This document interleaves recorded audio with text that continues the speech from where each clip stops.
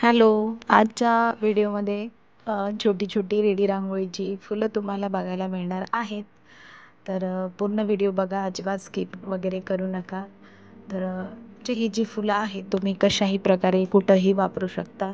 जशी रांगोळी पाहिजे तशी तुम्ही क्रिएट करू शकता. थोडे असे छोटे छोटे फ्लावर जर तुम्ही टिपॉयवर किंवा असं कुठेही डेकोरेशन म्हणून ठेवले तरीही चालतं. सुंदर अशी फुलं आहेत. तर मला असं वाटतं की तुम्ही ही जी फुलं आहेत ही तर नक्की सगळ्यांना अशी रांगोळीमध्ये काढता येतातच.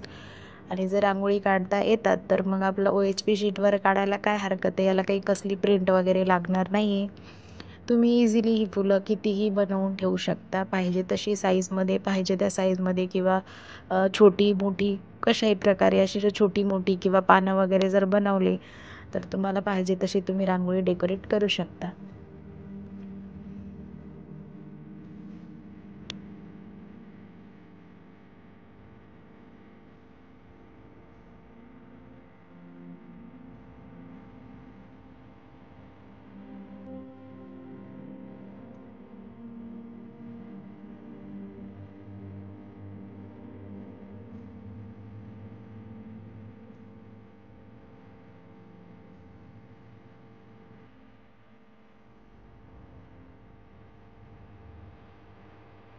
मी यामध्ये थोडीशी शेडिंग टाकलेली आहे. जर तुम्हाला शेडिंग नको आहे, तुम्ही एकच कलरचे पाहिजे असतील तर तसंही चालतं.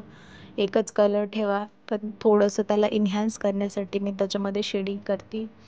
थोडासा त्याच्या डिफरंट कलर आपल्याला घ्यायचा आहे शेडिंगसाठी. आणि मग कसं शेडिंग पण अशी छान वाटते त्याची फुलांची. छोटे मोठे हे माझ्या तळहाता एवढं एक फुल बनलेलं आहे. तुम्हाला पाहिजे तेवढे मोठ्या साईजचे तुम्ही बनवू शकता.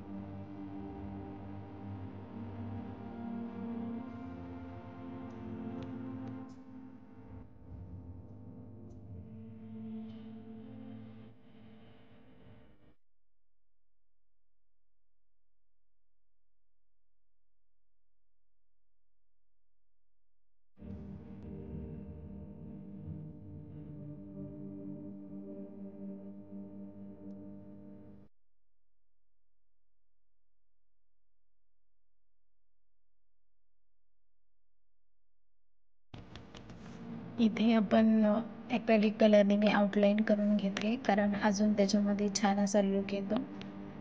तुम्हाला जर नसेल करायची तरीही चालेल, असेच जरी ठेवले तरीही छान दिसतील.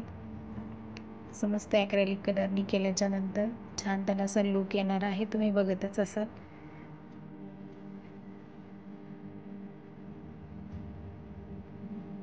बघा किती सुंदर दिसतंय, म्हणजे त्याला उठावदारपणा आलेला आहे.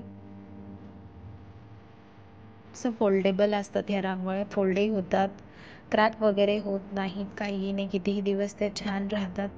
वॉटरप्रूफ पण आहेत. फटाफट होऊन जातं, त्याला जास्त वेळ लागत नाही. तर जर तुम्हाला असेच व्हिडिओ नवनवीन बघायचे असतील तर तुम्हाला चॅनलला सबस्क्राईब करावं लागेल आणि व्हिडिओला लाईकसुद्धा करावं लागेल. तर चला भेटूया पुढच्या व्हिडिओमध्ये. बाय.